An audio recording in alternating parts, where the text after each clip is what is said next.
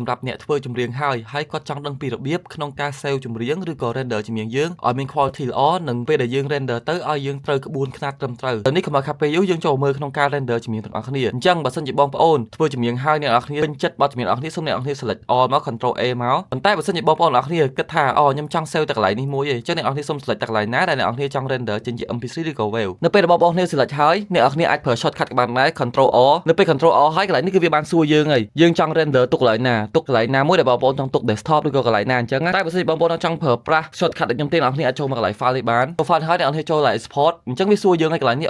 វាមានជា file MP3 វាមានជា file WAV OGG file ឬក៏ FLAC អញ្ចឹងកន្លែងនេះខ្ញុំសូមជ្រើសរើសយក WAV ឲ្យអ្នកនរគ្នាមើលមួយសិននៅពេលចេញបែបនេះហើយអានេះគឺដូច shortcut ដែលយើងចុចមិនអញ្ចឹងហើយឥឡូវនេះឧទាហរណ៍ថាខ្ញុំឆ្លាញ់នៅលើ desktop ខ្ញុំចង់ដាក់លើ desktop ខ្ញុំចុចលើ save desktop មកវាចេញផ្ទាំងបែបនេះមកហើយនេះគឺជាចំណុចសំខាន់ដែលយើងត្រូវផ្ដោតទៅលើវាហើយកន្លែងនេះនៅពេលដែលយើងចេញបែបនេះហើយបងប្អូនអ្នកគ្នាអាច select បាន WAV ក៏បាន MP3 ក៏បាន OGG file ក៏បានដូចនៅកន្លែងដែលយើងមើលខាងលើមិនអញ្ចឹង WAV គឺជា file មួយដែលធ្ងន់ quality ខ្ពស់គឺអត់ compress ទេអញ្ចឹងមានន័យថា file ដែលយើង save ពីចម្រៀងចេញមកប្រហែលយើង render ទៅគឺវាគ្រប់ quality គ្រប់ color គ្រប់អីរបស់វាទាំងអស់ប៉ុន្តែ file ចម្រៀងគឺវាអាចធ្ងន់ជាង MP3 ក៏ quality ល្អដែរប៉ុន្តែវានៅខាងក្រោម file WAV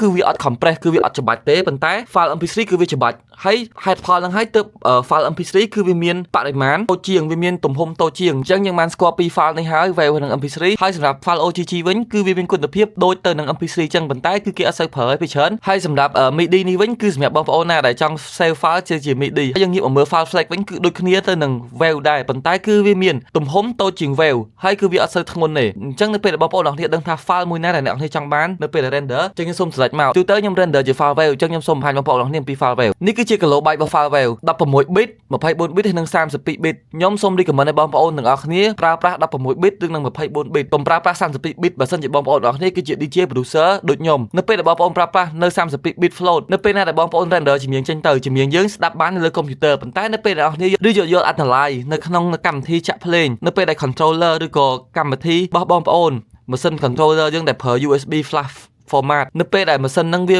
សេរីចាស់ឬក៏សេរីវាអត់ទំនើបខ្ពស់ទេគឺ file 32 bit នេះគឺវាអត់ចេញមកទេគឺវានឹងដាក់ file យើងអត់ support អញ្ចឹងខ្ញុំមានមេរៀនច្រើនហើយនៅពេលដែលខ្ញុំឡើងឆាកគឺខ្ញុំទៅ event មួយនៅពេលដែលខ្ញុំធ្លាប់ render 32 float គឺធ្វើឲ្យចម្រៀងខ្ញុំចាក់អត់កើតទេគឺខ្ញុំខូច file ហ្នឹងហើយសម្រាប់កន្លែងលើនេះគឺខ្ញុំប្រាប់បងប្អូនមិញហើយគឺ song selection នេះគឺយើង select បែបនេះហើយសម្រាប់កន្លែង tail នេះវិញកន្លែង tail នេះគឺជាកន្ទុយបទចម្រៀងបងប្អូនអ្នកគ្នាតើអ្នកនរគ្នាចង់ឲ្យកន្ទុយបទចម្រៀងបងប្អូនគ្នាចប់ដោយភឹបហ្មងឬក៏ leave reminder ឡើយនេះអាកន្លែង leave reminder នេះគឺពេលចប់ពឹបដូចថា boom ចម្រៀងយើងគឺមានខ្យល់មានអីទៅជាមួយឬក៏បើសិនជាបងប្អូនមាន melody មានអីគឺវាមាន delay មាន reverb អីទៅបន្តទៀតវាអត់បញ្ចប់ទៅដឹមបញ្ចប់យកហ្មងហើយតែបើសិនជាបងប្អូនទាំងអស់គ្នាចង់បញ្ចប់ទៅចប់ដាច់ហ្មងគឺយកពាក្យ cut reminder ហើយនេះគឺជាឧទាហរណ៍ខ្ញុំចង់បង្ហាញឲ្យបងប្អូនទាំងអស់គ្នាបានមើលឧទាហរណ៍នៅពេលបញ្ចុចយើងនៅពេលយើងធ្វើបញ្ចប់ចំក្រោយគេអស់កតុយនេះយើងមានកតុយបែបនេះបើសិនជាបងប្អូនចង់ដាក់ cut reminder ពេលបញ្ចប់ទៅគឺវាចប់យកហ្មងទៀតមានលឺអីទេប៉ុន្តែបើសិនជាបងប្អូន export ហើយ leave reminder ឃើញទេនៅពេលនេះឃើញទេនៅពេលកតុយនេះពេលបញ្ចប់ដឹមវានៅមានខ្យល់វានៅមាន delay មានអីឲ្យយើងអញ្ចឹងពេលធ្វើចម្រៀងរបស់យើងវាមានការបញ្ចប់ដោយស្អាតឬក៏